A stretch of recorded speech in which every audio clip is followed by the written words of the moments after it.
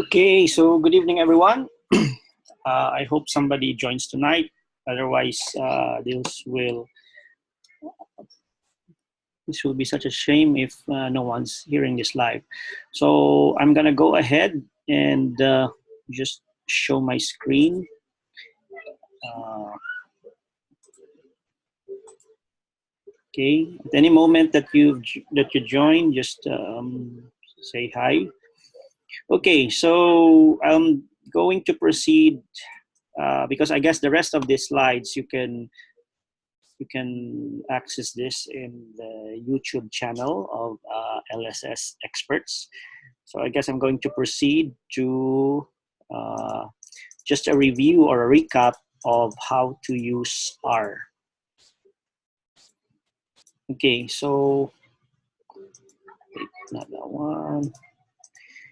What I'm going to discuss this evening is just a walkthrough of the RStudio screen, just to uh, give you a review of how to walk through the RStudio screen, and then a brief review of the basic operations, notations on exponents, and modulo. A quick recap of how to create vectors, the different data classes, how to download a library in case you have difficulty accessing Swirl, and a recap of the functions. Okay, so I am going to share now my RStudio. Okay, so typically when you open the RStudio, it probably has, you can see the window here on the left, which is what we call the console. So the console is where you can input a line or a command, and then uh, the, the the platform will give you a response. So for example, if I put here x x2 is assigned to the value of x, so that's a line, and if I put x and press enter, it gives me a value of 2. I can do some basic operations. So for example, 2 plus 2, it will give me 4. 2 times 2, it will give me 4. 2 raised to the 4. So notice for the exponents is a double asterisk. It will give me 16. And then you might have encountered this sign here that stands for modulo. So that value gives you the remainder of a number when you divide a number by something. So for example, 8 divided by 2 is, so 2 is a factor of 8, so it gives me 4. So when I say 8 modulo of 2, okay, it means that what will be the remainder if I divide 8 by 2? The answer is 0 because 8 is a multiple of 2. However, when I put here 7 modulo of 2, the answer that will be given is 1, because when we divide 7 by 2, the remainder will be 1. Okay. Another example, let's say 10 modulo 7. This will give me a value of 3. Because when I divide 10 by 7, gives me a value of 1 and a remainder of 3. So that's the double percentage symbol. Now, when do you do the code editor? So the code editor is the window on top of the console, and you can access that when you open actually a new R script. So when you say file, new file, R script, it will open me this window. And this is what we call now the code editor. The advantage of the code editor is that you can save the commands and you don't have to repeat it all over again. Okay. So for example, if I need to execute a series of commands, I can just write here for the x. We assign the value of 5 to x, then assign the value probably of 2 to y. And let's say we want to evaluate the following expressions. So notice when I type here, nothing happens because I did not yet run that command. So for example, x equal to y, x. Okay, so that's the advantage of writing your code in the editor. You get to save it. Okay, and unlike if you do it in console, can't recover what you've written, or you have to redo it again. So how do you evaluate now what you've written? Let me just save that first file. Save. How do we, okay, file.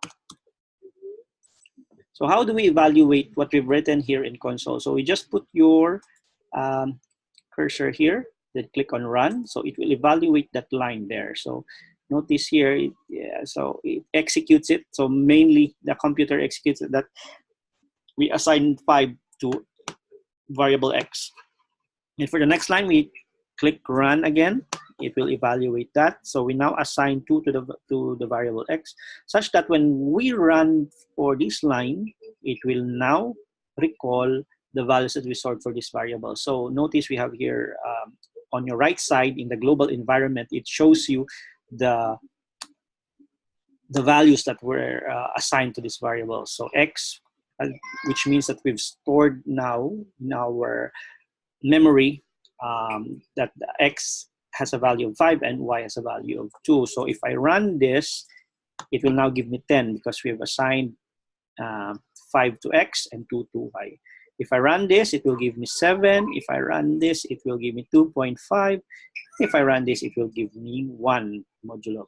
Now, what happens if we run a variable, there's nothing stored? For example, I just put here Z divided by X, and I run that, it will give me an error because at this point, the object C has not been assigned any value. Okay? And then you can just save this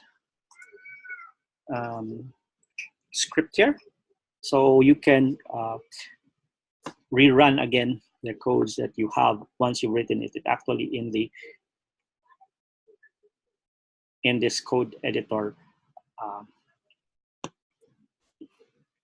portion. So let me close that. Okay. Now we get to review downloading. So we've done the basic operations. Creating vectors, it's pretty much easy. We just use, oh, hold on. Go back. I'm not sure if that, I just want to make sure that that screen is still shared. Okay. Okay. So let me open the same file, recent files, trial.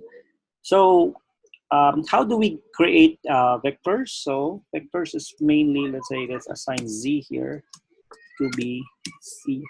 So when you make a vector, you can use the letter C followed by this parenthesis. So C, 1, 2, 3, 4, 5. So what we're doing is we're creating a vector Z with the values 1, 2, 3, 4, and 6. So if we click run, that value is assigned. And if I put Z here and run it, it will give me this vector, which has a length of 5 because it has 5 elements. So a vector can only contain data of the same class. So for example, if these are integers, so you can only contain integers. Another way to create a vector would be to use the colon. So for example, if you recall in the swirl exercise, if I put 4 colon 10, it will give me a vector that ranges from 4 to 10. That's it. Okay. So don't forget how to create a vector, to use C or to use the colon. Okay. Next one. How to download a library. In case you don't have Swirl, what you do is you just click on package, click on the install tab. It will open this window. And the default is you install a library from the repository called CRAN. So if you don't have Swirl, so you can just type here Swirl and click install. Okay. I will not click install because I already have Swirl in my RStudio.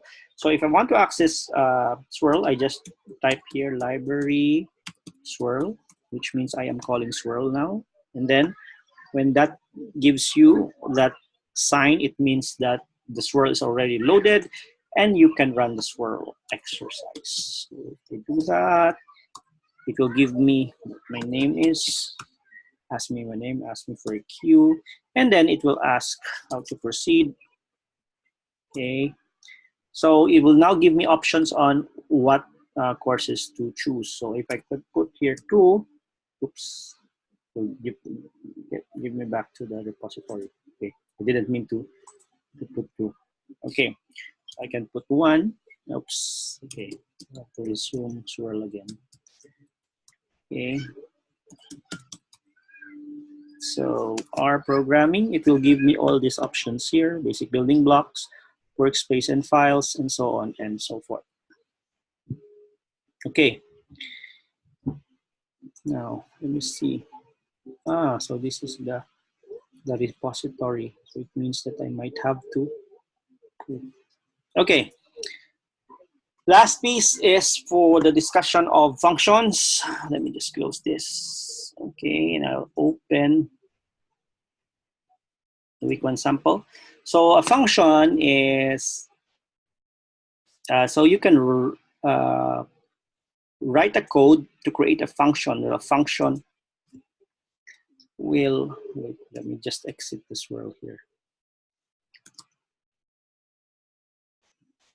Okay, so here I've opened a file that I previously saved and how to create functions. So a function normally contains an argument, but you can also create a function without an argument. Like for example, take this case.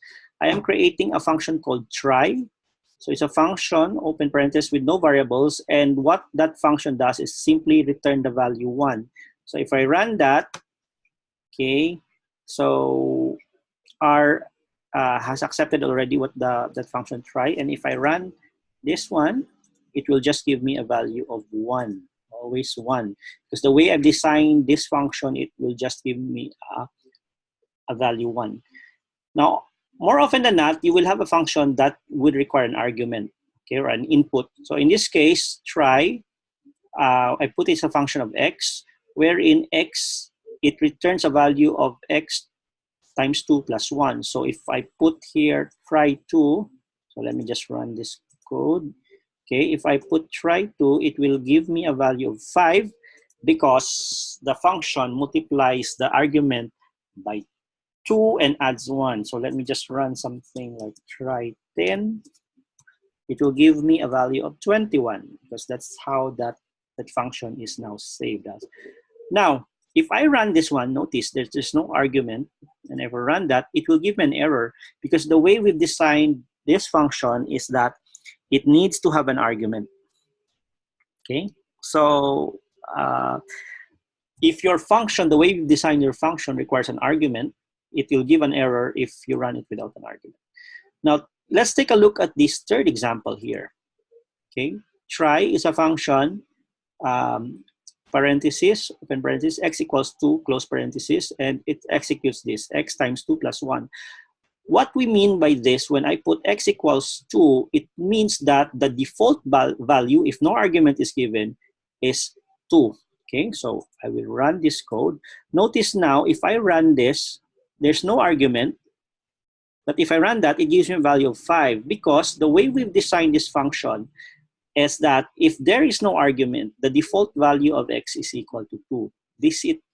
This is what x equals 2 would mean in this case. So notice how this one is different from this one. Okay, both have both have arguments rather, but in this case, we assign a default value for x. So that's why if we don't put an argument, it will not give an error because it assumes that the default value of the argument is 2. Now, in this case, if you put now an argument, if you run that, it now gives me an 11 because it overrides the default value. This time, you are assigning a value of 5 to the argument, and it gives us the value of 11. Okay, so a little tweak on the function is the if condition or the if statement. So here I'm creating a function called test add. Okay, if I run that one, so the system now reads test add as a function. So it has one argument called x, and this function just evaluates if, okay, so it's a condition. If the argument that we gave, now, so remember that the 2 percentage sign means modulo. So x modulo of 2 is not equal to 0. It will return a value of true, which means that this argument is an odd number.